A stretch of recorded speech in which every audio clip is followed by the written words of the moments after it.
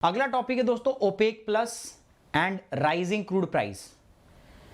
अभी आपको पता है दोस्तों, जब से कोरोना आया है, कोरोना के बाद में तेल की कीमतों में भारत में और दुनिया भर के देशों में ना, जो मेजर कंट्री हैं जो बहुत ज़्यादा क्रूड ऑयल कंज्यूम करते हैं, जैसे Bharat, Japan, USA, China, Korea, इनके अंदर में तेल के दाम लगभग 60% बढ़ गए हैं।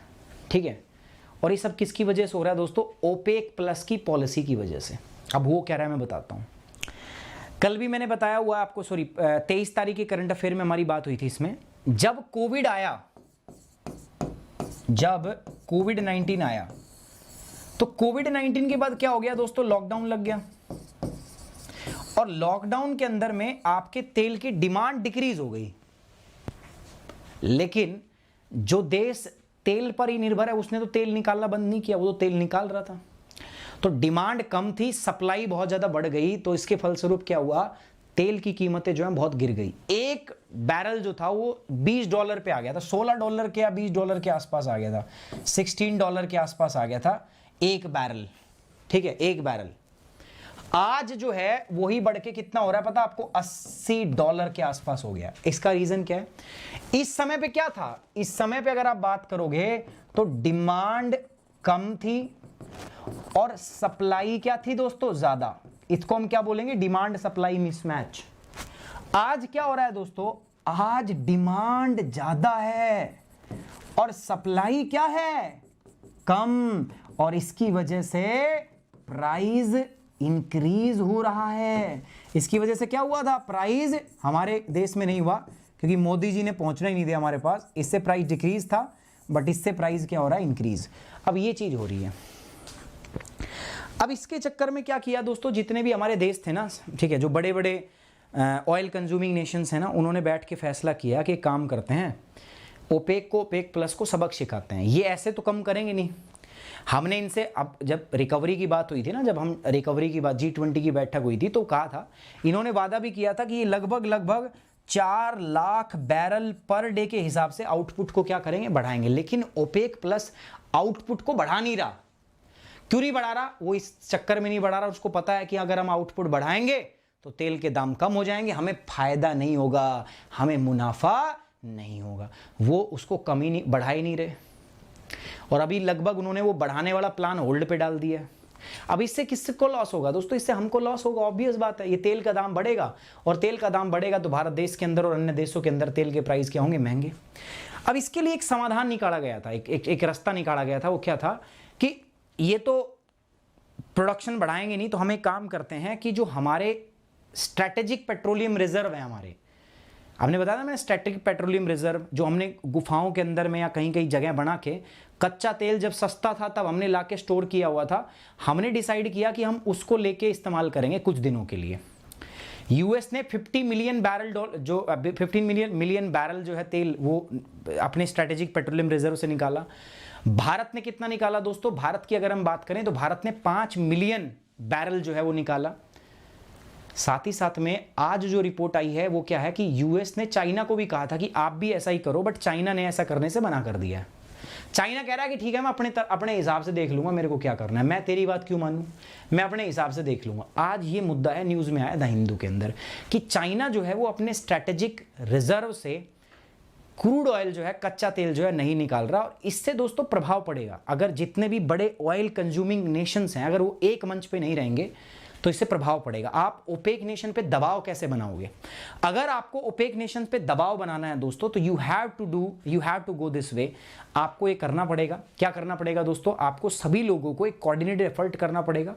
जब एक फैसला हुआ है कि सब लोग अपने स्ट्रेटेजिक पेट्रोलियम रिजर्व से तेल निकाल के भाई अपने अपने देश के अंदर में इन्फ्यूज करेंगे, तो अगर हम ऐसा करते हैं तो इससे फायदा होगा, ऑब्वियस बात है, तो हमें करना चाहिए। बट चाइना मना कर रहा है, चाइना कह रहा है भाई हम नहीं कर रहे। दूसरी ओर ये जो मूव आया है यूएसए ने जो किया है, यूएसए ने 50 मिलियन बैरल जो तेल है वो जो है स्ट्रेटेजिक पेट्रोलियम रिजर्व से निकाला है।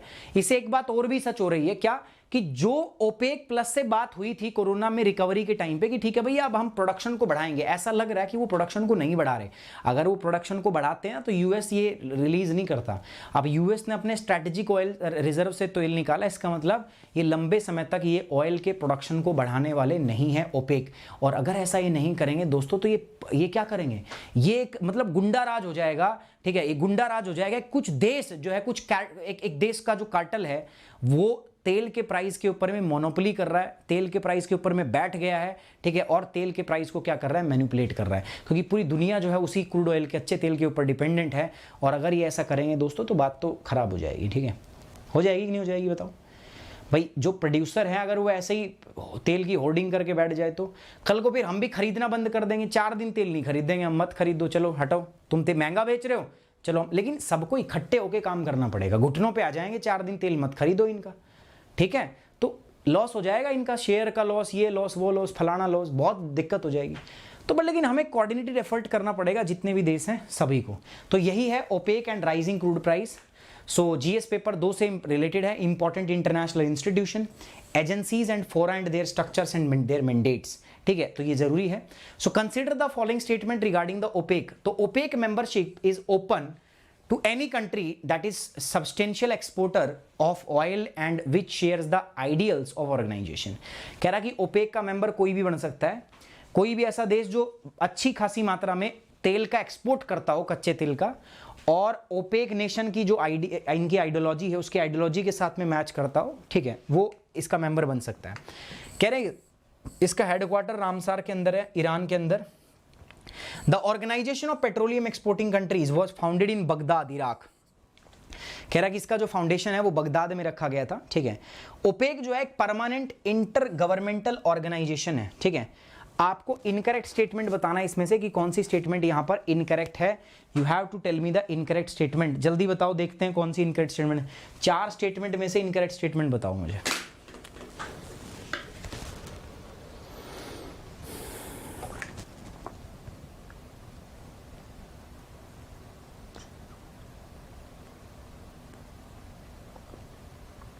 बी, हाँ ठीक है, इसका हेडक्वार्टर है वियना के अंदर। ठीक है, वियना ऑस्ट्रिया। सो ऑस्ट्रिया की राजधानी जो है ना वियना, वहां पर इसका हेड ऑफिस है ओपेक का। ठीक है, तो ये भी सही है, ये भी सही है और ये भी सही है। दूसरा गलत था, बी गलत था। सो इसका सही जवाब क्या होगा, इनकरेक्ट स्टेटमेंट अपना क्या होगा, बी, बी। ठीक है, so B is the correct answer of this question. चलिए इसको पढ़ लेते हैं। China the world largest crude importer, जो सबसे ज्यादा दुनिया के अंदर में कच्चा तेल मंगवाता है, is non committal about is intention to release the oil from its reserve.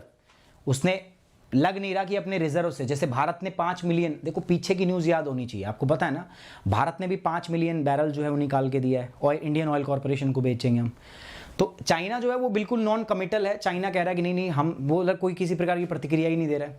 America ने उससे रिक्वेस्ट की थी, ठीक है, कि जो ये ओपेक वाले देश है ना, ये अपना प्रोडक्शन बढ़ा नहीं रहे, तो तब तक हम क्या करते हैं, अपने स्ट्रैटेजिक रिजर्व से थोड़ा थोड़ा तेल निकाल के हम अपने देश के अंदर में इस्तेमाल करते हैं, ताकि इन पे दबाव बने और ये प्राइस, ऑयल प्रोडक्शन जो है उसको क्या करे, बढ़ाएं और ऑयल प्राइस क्या हो दोस्तों, कम हो। लेकिन ये कुछ कर नहीं रहे, तो चाइना ने मना कर दिया। China is looking non committal. और ओपेक जो है, यूएस ने कर भी दिया। यूएस ने तो 50 मिलियन बैरल स्ट्रैटेजिक रिजर्व से निकाल दिए, बट इसका भी कोई प्रभाव पड़ता हुआ नहीं दिख रहा। किसके ऊपर दोस्तों, ओपेक के ऊपर इसका कोई प्रभाव पड़ता हुआ नहीं दिख रहा।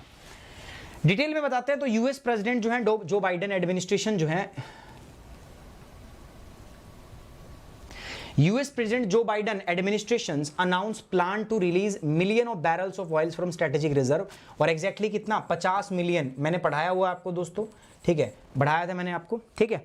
और साथ साथ में उसने ऐसा ही बाकी देशों को भी करने को कहा, जिसमें चाइना भी था, जिसमें जापान भी था, इंडिया भी था, ठीक है, आप भी ऐसा ही करो। और भारत ने किया भी, भारत ने भी 5 मिलियन बैरल जो है कच्चा तेल जो है रिलीज करने की बात की, कि हम भी अपने स्ट्रेटेजिक पेट्रोलियम रिजर्व से 5 मिलियन कच्चा तेल, यानी कि 50 लाख बैरल कच्चा तेल जो है हम क्या करेंगे, 50 lakh million barrel, sorry 50 lakh barrel जो है कच्चा तेल, हमारा जो स्ट्रेटेजिक रिजर्व है उससे हम निकाल के देंगे इंडियन ऑयल कॉर्पोरेशन को। उसको हम इस्तेमाल करेंगे ताकि जो प्रेशर है वो घटे और जो है तेल का प्राइस जो है वो डिक्रीज हो, ठीक है। The move is being seen as a strategic step to ring spiraling global crude oil prices and keep them under check. इस कदम को वैश्विक स्तर पर कच्चे तेल की बढ़ती कीमतों पर लगाम लगाने के लिए और नियंत्रण में रखने के लिए एक रणनीतिक कदम के रूप में देखा जा रहा है। क्योंकि दोस्तों जब से कोरोना के बाद रिकवरी हुई है ना दोस्तों, हर देश के अंदर में लगभग 60% जो है तेल के प्राइस बढ़ गए हैं, चाहे आप भारत की बात कर लो चाहे कहीं की। और तेल के प्राइस आज रिकॉर्ड हाई लेवल पे हैं। 85 बैरल, $1 85 बैरल का मिल रहा है दोस्तों, सॉरी 1 बैरल $85 का मिल रहा है, जो कहीं कोरोना के टाइम पे जब कोरोना आया था तो 16 बैरल $16 का हो गया था। 1 बैरल $16 में मिलने आ गया था, कोई कोड़ियों के भाव बिक रहा था तेल उस टाइम पे। वो बात अलग है, हमें इंडिया के अंदर में उसका पता नहीं चला क्योंकि मोदी जी ने, प्यारे बच्चों, हमने उस पर बहुत टैक्स लगाया है और आप लोगों से कर लिया है हमने, ताकि कोरोना के अंदर में देश जो है वो सही से काम कर सके। ठीक है, तो मोदी जी ने बहुत अच्छा काम किया वैसे। ठीक है, सही अगर रैशनल तरीके से देखें तो that was very good step. ठीक है ना, सो अच्छा काम किया, ठीक है, सरकार ने। बट अगर हाँ जेब पे, अगर अपनी जेब पे हम देखें, ठीक है, तो ऑब्वियस बात है, तो फिर तो वजन पड़ा ही है यार, हमारी जेब पे तो वजन पड़ा है। बट उस समय भी सरकार पैसे लाती कहाँ से?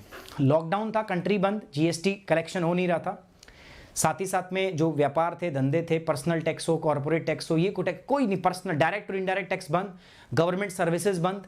ठीक है, तो ऐसे में जो और हमारा इनकम बंद हो रहा था, खर्चा बंद नहीं हो रहा था। खर्चे में देख लो ना आप, खर्चे में हेल्थ इंफ्रास्ट्रक्चर पे खूब खर्चा हो रहा था हमारा।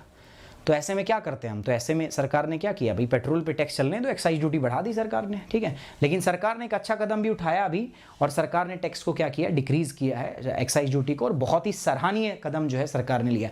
और इस आप देखोगे तो आज दुनिया में अंतर्राष्ट्रीय मार्केट में कि तेल की कीमतें कितनी हैं, फिर भी सरकार ने यार 10 रुपये एक्साइज ड्यूटी घटाई है, तो बहुत बड़ी बात है।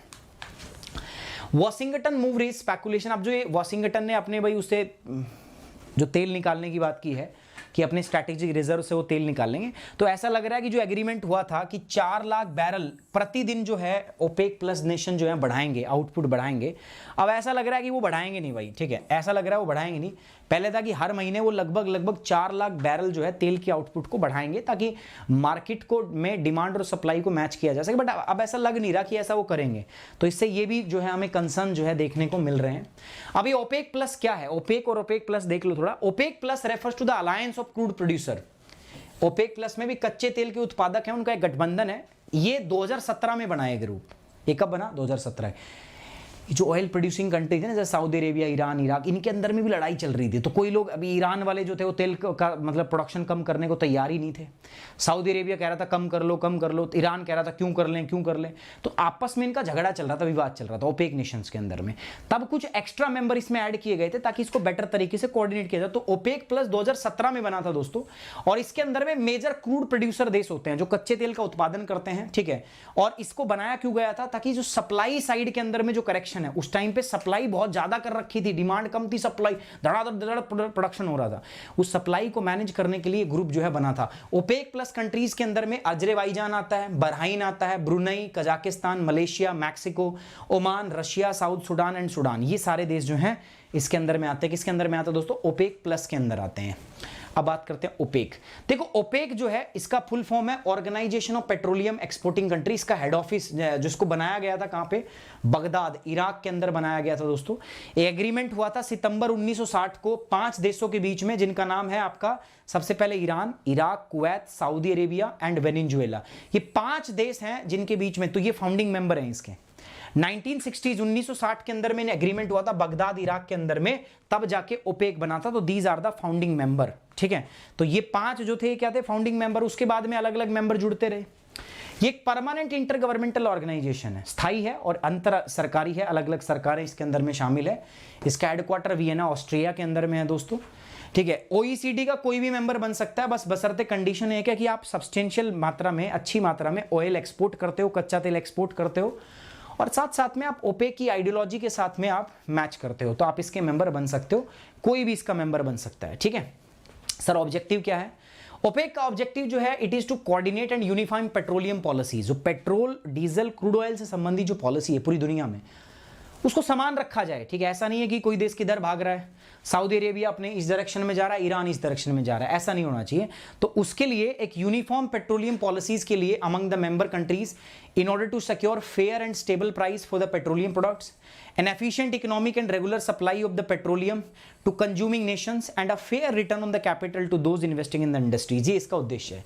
ओपेक का उद्देश्य पेट्रोलियम उत्पादों के लिए एक उचित और स्थिर कीमतों को सुरक्षित करने के लिए सदस्य देशों के बीच में पेट्रोलियम नीतियों का समन्वय और एकीकरण करना, उपभोग करने वाले देशों को पेट्रोलियम की कुशल आर्थिक और नियमित आपूर्ति और उद्योग में निवेश करने के लिए पूंजी पर उचित रिटर्न प्रदान करना, ये इसका उद्देश्य था। उद्देश्य बड़ा भारी भरकम सा है, बट सिंपल सी बात है, पेट्रोल क्रूड ऑयल को रेगुलेट करने के लिए बेसिकली उसका प्राइस जो है सही रहे, ठीक है। जो प्रोड्यूसर नेशन है, जो प्रोड्यूस करते हैं उनको सही प्राइस मिलता रहे, और जो कंज्यूम कर रहे हैं उनको भी सही प्राइस मिलता रहे, सप्लाई और डिमांड को रेगुलेट किया जाए, इसके लिए बेसिकली इसको बनाया गया था।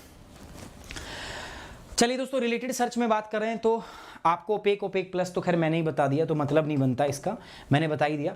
अच्छा, कच्चे तेल का प्राइसिंग मैकेनिज्म बेसिकली WTI और ब्रेंट ऑयल, ठीक है, बैरेंट ऑयल, ये इंपॉर्टेंट है।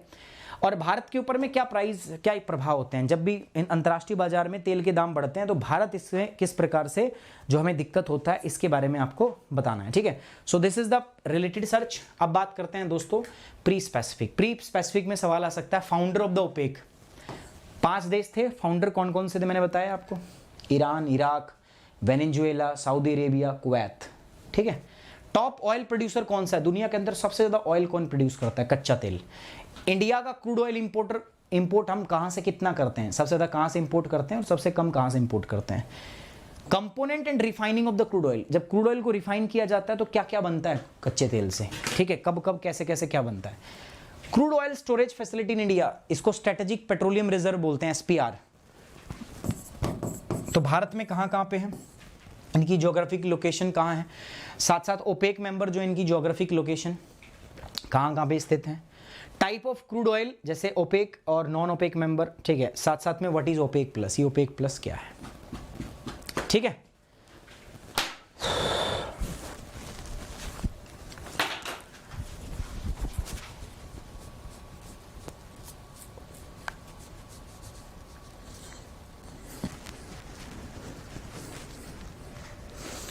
सही है, आगे बढ़ें।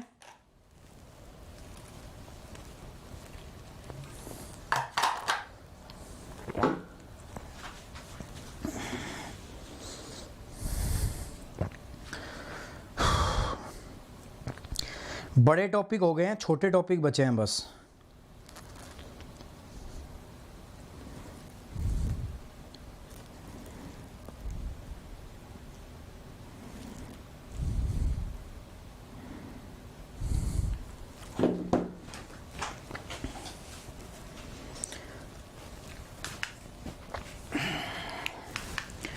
ये सवाल था, सवाल की अगर मैं बात करूं तो इसमें B गलत है, ठीक है। और ये सवाल है, एक अच्छा सवाल है मेंस का यार, अच्छा सवाल है, अच्छा क्वेश्चन है। Discuss the OPEC influence on the global oil price.